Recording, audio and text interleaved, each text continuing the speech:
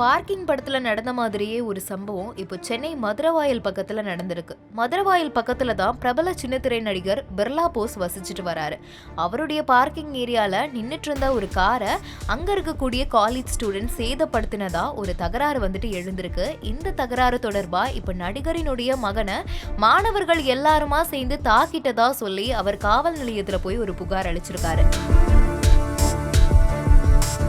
சின்னத்திரையில ரொம்பவே பிரபலமான நடிகர்கள்ல ஒருத்தராதான் பிர்லா போஸ் இருக்காரு. திருமதி செல்வம், கோலங்கள், தங்கமகள் இந்த மாதிரி பிரபல சீரியல்கள்ல இவரோட நடிச்சிருக்காரு. இப்போ ரஜினியினுடைய நடிப்புல வெளியாக இருக்கிற வேட்டையன் படத்திலயுமே போலீஸ் அதிகாரியா நடிச்சிருக்காரு.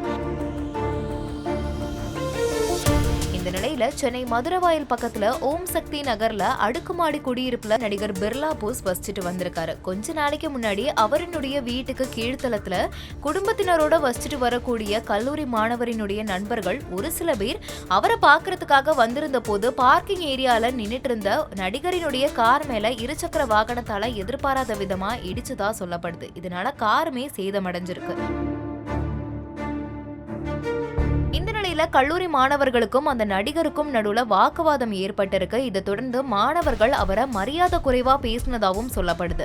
இந்த நிலையில பிர்லா போஸ் கல்லூரி மாணவரினுடைய குடும்பத்தினரிடம் பிரச்சனை குறித்து பேசின போது இரு தரப்பினருக்கிடையே பிரச்சனை வலுவாகி இருக்கிறதா சொல்லப்படுது. இந்த நிலையில தனியார் பள்ளியில 10th ஸ்டாண்டர்ட் படிச்சுட்டு வரக்கூடிய நடிகரினுடைய மூத்த மகன் பக்கத்துல இருக்கக்கூடிய டியூஷன் சென்டருக்கு போயிட்டு வீட்டுக்கு திரும்பி வரும்போது அந்த நடிகரை பழி வாங்குற நோக்கத்துல அந்த கல்லூரி மாணவர்கள் இவருடைய மகனை கடுமையா தாக்கினதா சொல்லப்படுது.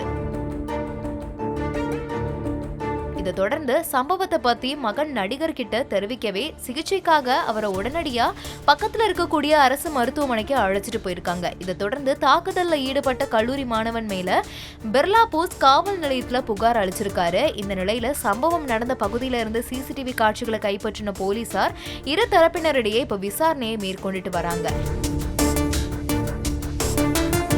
இந்த பிரச்சனை தொடர்பா கல்லூரி மாணவனினுடைய பெற்றோர்கள் என்ன சொல்றாங்கன்னா, நடிகரினுடைய மகனை தாக்கினது தொடர்பா தங்களுடைய மகனை கூப்பிட்டு கண்டிச்சதாகவும் இது தொடர்பா அவங்க கால்ல விழுந்த மன்னிப்பு கேட்டுட்டதாகவும் சொல்றாங்க. ஆனாலுமே இந்த பிரச்சனையை மறுபடியும் நடிகர் தொடர்ந்து கிளப்பிக்கிட்டே வரதாகவும் சொல்றாங்க.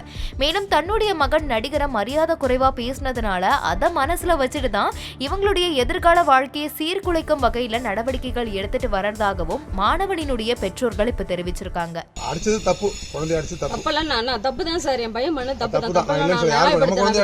அதுக்கு நாங்க ரெண்டு பேரும் போய் அவங்க கால்ல புருஷன் முன்னாடி கால்ல விழுந்தோம். இந்த மாதிரி என் பையன் தப்பு பண்ணிட்டான், மன்னிச்சிருங்க, அவனோட ஃபியூச்சர் இருக்குது இல்ல, இது வந்து உங்களோட இந்த மாதிரி பிரச்சனைக்கு கொண்டு போய் நீங்க இப்படி விட்டுட்டீங்க, இது தேவையில்லாத பிரச்சனை வந்திருக்கு, மன்னிச்சிருங்கன்னு சொல்லி நாங்க விட்டுட்டு நாங்க பேசிட்டு வந்துட்டோம். அப்ப கூட என்ன சொல்றாரு, இவன் மேல கேஸ் போடணும், இவன் கரியரை காலி பண்ணுவானா, இவன் கரியரை காலி பண்ண என்ன எப்படி எடுத்து பேசலாம்.